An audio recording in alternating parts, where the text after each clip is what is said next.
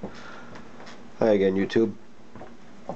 Got another video on the continuing development of a Polaroid pinhole camera.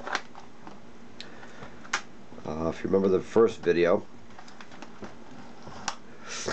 I had taken the guts of a very simple 104 camera, removed them, and duct taped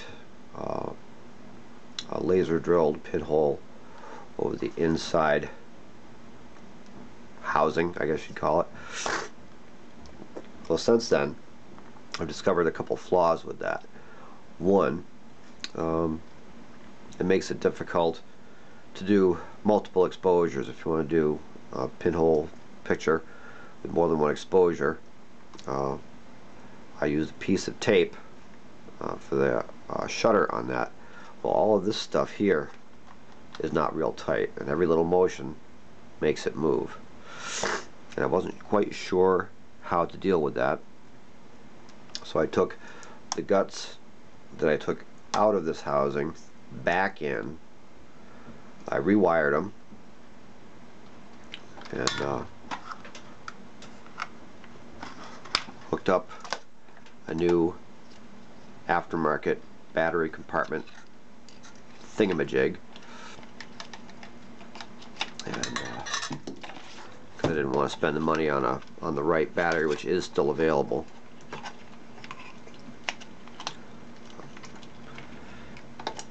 And in a perfect world, that thing just closes up. Alright, it's not going to work for me. Whatever. In any case, I put the guts back in. I rewired them, made them work. I went on eBay and I found a shutter release, which is kind of a nifty thing for this. And it came with this little rubber cap that covers the photocell. And I tried it out and it worked, but there's a couple of flaws. Apparently when I took the guts out of this plastic housing the first time, I disturbed or lost some of the light blocking stuff that is in here, and I wound up having to put a piece of black electrical tape here because there's a slot in there for the original lens hood. I had to put a piece of black electrical tape over the plug for the flash right there, and inside I took a piece, I had to cut a strip of felt like that. It's sticky on one side, it's felt on the other, and I had to tuck it in all the way around in here to keep light from getting in past all these different things to that photocell in there. Apparently it was light sealed before, and after I took it apart, it's no longer light sealed, so there was some light getting in from the sides, which was allowing the shutter to close prematurely. Because what this will do when you have this photocell covered is you press down this white button here, button marked 3, lock it into place, that cocks your shutter, and then you use this to release it, and you hold it, and that shutter should stay open as long as you are holding the release. And I've got it working now, but I had to do some light sealing to it. And the finished product, after some screwing around, was that. That's about I think a 7 or 8 second exposure, and I think it looks pretty good. Typical pinhole, got total depth of field. Color's a little weird. I had a couple of others.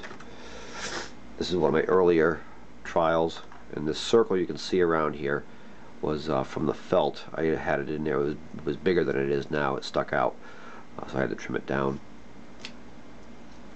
This one was a second try, and this flare here is from me sitting in this chair with the light. I was fooling around with it and opened the shutter unintentionally. But after sealing up the light leaks, I got a very good exposure, I think.